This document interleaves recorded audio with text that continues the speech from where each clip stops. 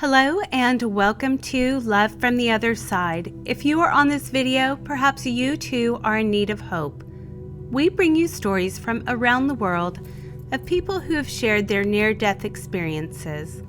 While you may not agree with everything that they have to share, we do ask that all comments be kept respectful and kind. With that being said, let's get started with today's video. As a young girl of 10, I became ill with strep throat and pneumonia, with a relentlessly high fever. I had been very sick for a couple of weeks with an increasingly sore throat, cold-like symptoms, coughing, and mounting difficulty breathing. I eventually became unresponsive and was taken to the hospital. There, during a medical assessment, I was first stripped of all clothing and was wrapped in a cold, wet sheet in an attempt to alleviate my soaring temperature. After diagnosing me, they gave me an injection of penicillin, to which I had an allergic reaction, resulting in anaphylactic shock-induced death. I found myself out of my body and floated up to the upper right rear corner of the hospital room. As I looked down, I saw what was supposed to be me, a long, skinny body wrapped in white sheets. But the body wasn't me. I felt a complete and total disidentification with the body, while I, the real me, was dispassionately observing from the hospital staff frantically attending to it, with an intense and increasing flurry of activity. The concern and attention they had for this body was interesting, yet no one noticed I was there, watching from outside of it. Through the wall, I could see my distraught mother down the hallway. On some level, I sensed and felt her angst, and I wanted her to know that I was all right, and that she needn't worry or be upset. Her upset was no doubt heightened by the fact that prior to my being in this room, the doctor had sternly and angrily chastised her. Why had she not brought me in for medical attention sooner? We had been at my great-aunt's cottage. It was summer. My illness progressed to the point where my fever remained high and constant, at least 104 degrees for 2 days, and my body would shiver uncontrollably. Though hot to the touch, I kept saying how cold and freezing I felt. So my mother heeded my great-aunt's advice and covered me in blankets and put a woolen hat on my head. In addition, my aunt slathered me with Vicks Vapor Rub and wrapped a sock around my neck. All this naturally raised my fever, which is how I became unresponsive. The doctor was angry with my mother for bringing me into the hospital in blankets and a woolen hat with a sock around my neck. He made a comment that she was cooking me to death and sternly sent her away to wait somewhere else. As I continued to disinterestedly watch all the activity, a light began to fill the room, enveloping everything in sight, making its way to me, wrapping itself around me. I no longer saw anything else but this light. The physical scene below had now faded and disappeared. The light grew brighter and brighter. It was gorgeous. It was magnificent. Brilliant white, slivery light swirled and glided, forming and melding around me. Exquisitely soothing and flowing, it invited and welcomed me into itself. It was as though I looked into a corridor of light. The light pulled and drew me into itself and enveloped me. I had no resistance. It felt so inviting and completely natural. I merged with the light and became it. It was me, and I was it, without differentiation. As the light now, I moved along this shining tunnel. The light was so intensified that there's nothing to compare it to on earth. In this pulsing brilliance, there was such a soft gentleness. I felt profound, exquisite love, a joining in remembrance of being in this love, this true and perfect essence. I was and am that, all that was perfect and whole. It felt unceasing and limitless. The indescribable love is what I was, and I was at peace, complete peace. There were no thoughts, only blissful, peaceful silence and contentment beyond words. Only oneness prevailed. At some point, there was what seemed to be a soft hum in the background and a gentle whooshing of air and wind all around. Yet it was not distracting or disturbing. It was beautiful. I was part of it, too. Before me appeared a magnificent being radiating forth pure divine love. This being was formless and was softly pulsating, yet somehow it seemed to have a hint of form, like a blended, ever so faint outline that was even more radiantly beautiful. There seemed to be a recognition of this being as an entity other than myself. And yet, at the same time, it was also an aspect of who I was, and therefore, in essence, was ultimately also me. There was thus no sense of separation. On each side of this magnificent being was another form. These two additional beings felt equally powerful, yet slightly smaller and half a step back, even though their edges and their entirety intermingled with the central being. They also seemed to be more in observation. I almost don't want to say they here because all three beings felt like one. We all shared this intense feeling of love. Our communication was silent, absent of words, telepathic. This form of communication was all-knowing, like windows into the heart of the soul, through which the communication expanded both outward and inward. We read one another's thoughts instantaneously. There was no room for even a smidgen of miscommunication.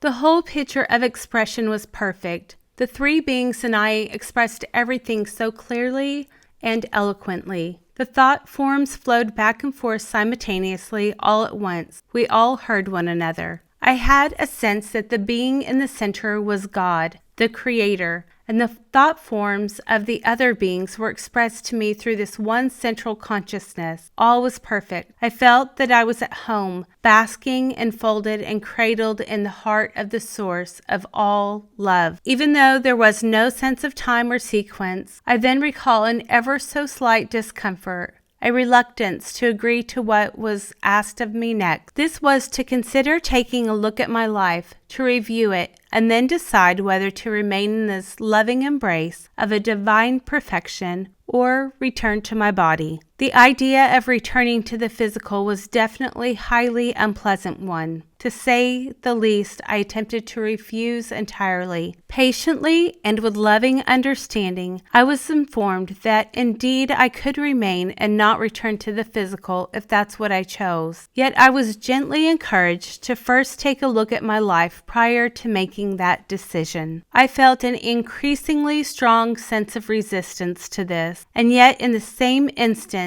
a knowingness that I needed to. I wasn't forced in any way. The decision came from a deep internal knowing that it was right and necessary thing to do. And so I agreed, however reluctantly, to take a look, and as a result experienced a very vivid life recall. It was both painful and exquisitely beautiful. It was like viewing a film filled with precise detail. Every single thought, word, deed, decision, and action was brought forth and re-experienced and re-examined. It was self-evaluation with total transparency and honesty. Throughout, I was never judged by any of these divine beings. They simply held me in love with complete compassion and acceptance. In this review, I realized that I was every single person I'd ever encountered or thought of. As I merged with and became them, I felt exactly what they experienced as a result of my loving or unloving thoughts and actions. I saw it all from their point of view, not only how my actions affected them, but then through them affected others they encountered as the effects kept going on. I saw that the love we express ripples out, creating an everlasting beauty that is often unbeknownst to us at the time. I saw this happen when I spoke a heartfelt word, thought a truly kind thought, or gave undivided attention to someone. I recall a simple gesture as having the most impact, like a spontaneous and genuine smile. For example, I smiled at a woman I passed on the street, and it turned her day around. She had been feeling disheartened about life, and my smile changed her interactions later that day with her children and others. On some level, I heard her thanking me. In our essence, we are powerful and loving beings, and we are given countless opportunities to act from that love. Endless chances to learn and grow by offering and receiving love. It felt as if we are living inside a grand game which is perfectly designed to always give us another opportunity to get it right this time. For instance, I saw a disheveled man. It was as though in the game,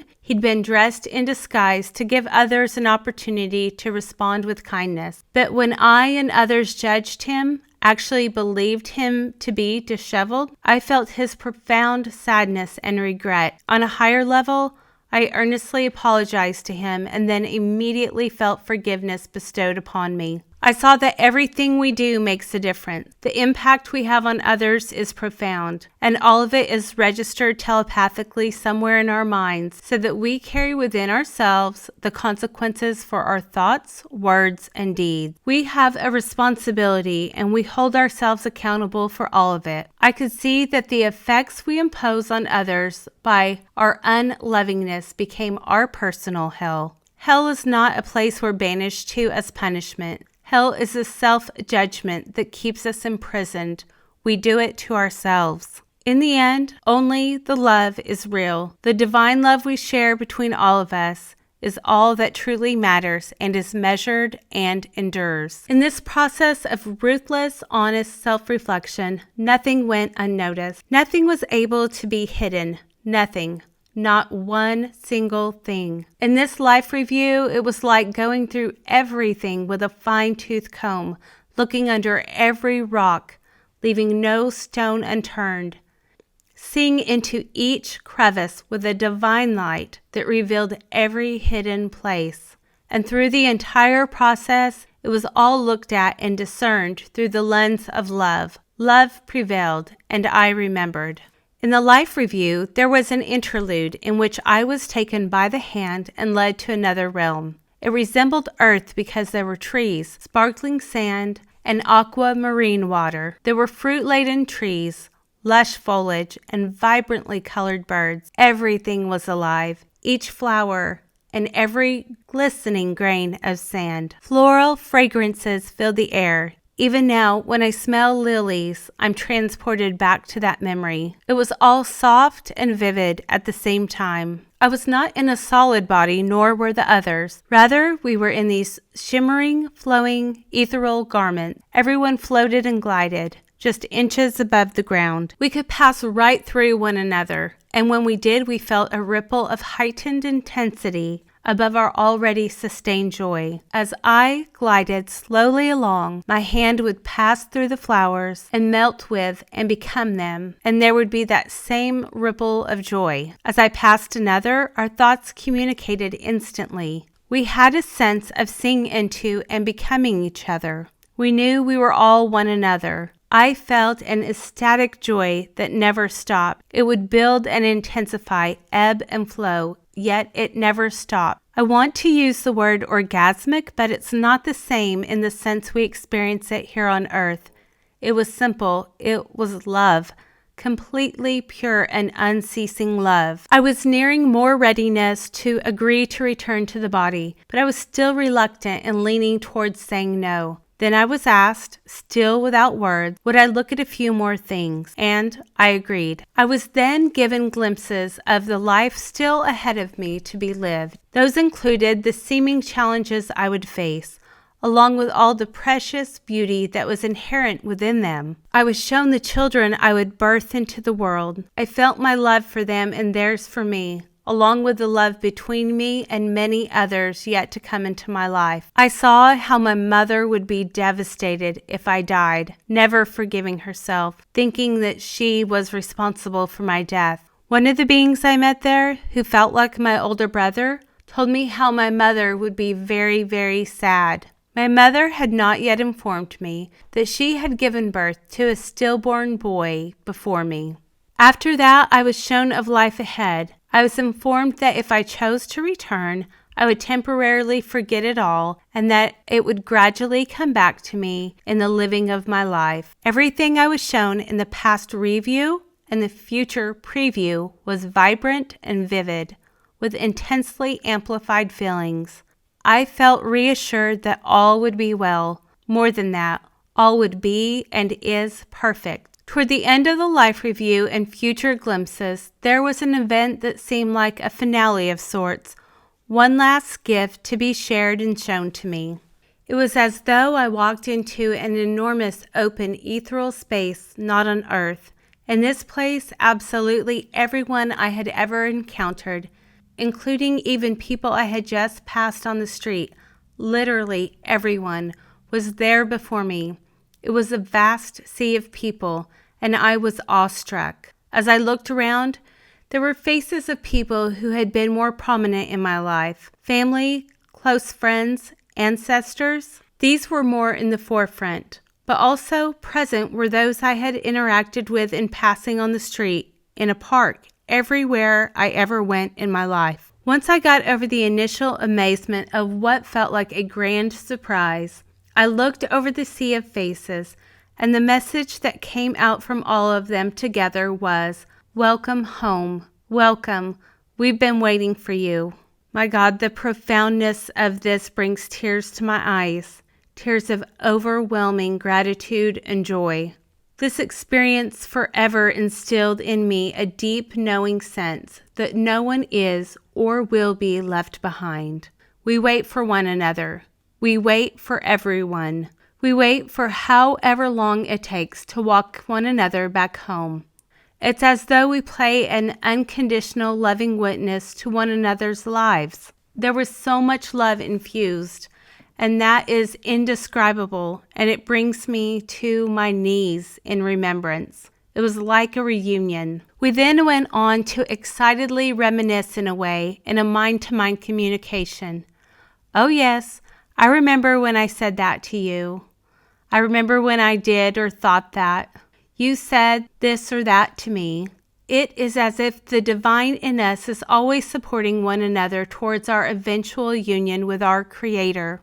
What a revelation this part was. It was like a grandly orchestrated event on every level. The most wonderful aspect of this was how above the surface interactions, there is a wholly, complete, perfect on another level of communication going on at all times. Even when the interaction might appear to be hurtful, when seen from that other higher level, it is only and always from love, and always on the highest good for both people. It is as though I saw behind the scenes, behind the curtain of physical interactions, to what is always really going on. There is a divine intelligence at work at all times. It was incredibly funny as well to see how often I had taken things so seriously. What a tremendous relief it was to see the insights into what was really going on. That is what was revealed to me in our excited reminiscing. The whole thing felt like a celebratory party.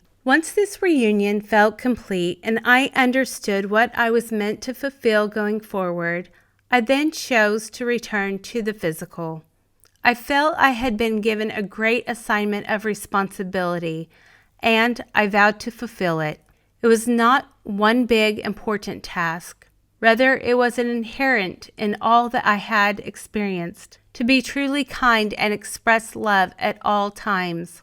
Quite simply, I had fallen short and could do better this time. Going back into human life to play out this earthly game was still tinged with reluctance, though this was tempered by the magnificent love I just experienced, the knowledge that we'd all meet again. This entire experience must have happened within a few moments, but where I was, there was no time, and it seemed to have gone on forever. Perhaps my point of decision was when the doctor had counteracted the penicillin, which had stopped my heart, with adrenaline to get my heart beating again.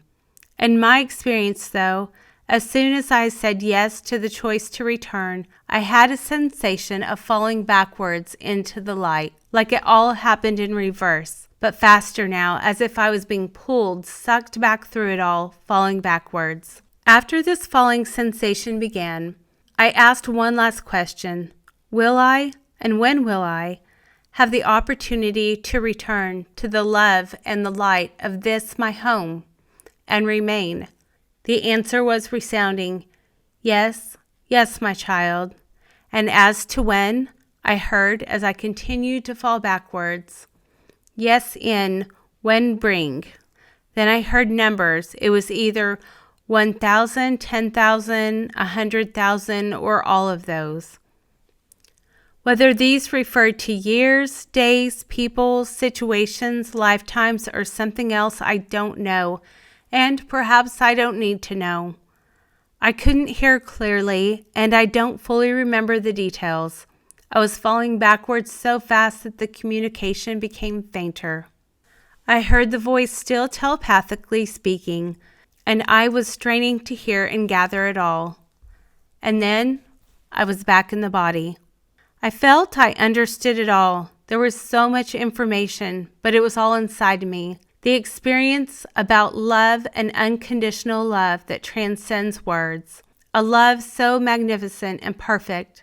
And that grand love resides within all of us equally. One human body could not carry nor sustain the magnitude of its unlimited power. We all share it equally. Love of this magnitude is truly indescribable in words. It is otherworldly realm of indescribable radiance. Our purpose is to remember this love and to help one another remember. And the opportunities are always right there in front of us. This experience has remained a touchstone for me from my entire life. It has walked beside me the whole way.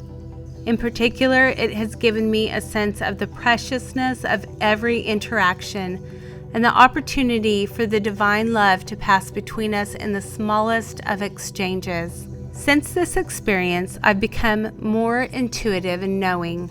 I've had several experiences that are considered mystical, visions, and including spontaneous healing many years later. Wow, that was a beautiful experience. One thing that you are not able to see by listening to this is that each time the experiencer used the word love, she used it with a capital L, the way that you would capitalize God. And that really stood out to me as I was going through her experience. I thought that was really a beautiful expression of the entity of love. Well, I hope that you enjoyed this, and until next time, God bless. As always, I will put a link in the description section of the video where you can read this account yourself if you would like to do so. Once again, thank you for spending your time with us, and if you haven't done so yet, I would love to invite you to be our newest subscriber to Love from the Other Side. Until next time, God bless.